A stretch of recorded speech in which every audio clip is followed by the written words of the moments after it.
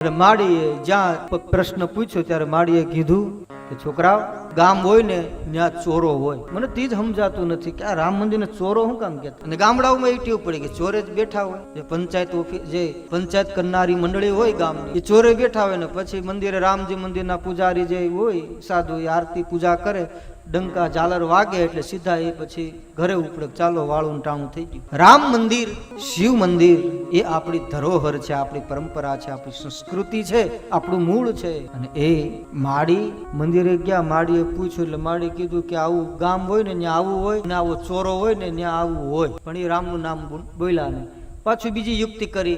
એ જે મહારાજ હતા ને, આરતી પૂજા કરતા હતા એ મંદિરના, એનો ભજન ગાવાનો એ રામ સાગર કહેવાય. જે ભજન ગાય એ રામ સાગર ત્યાં સામે મંદિરમાં પડ્યો હતો.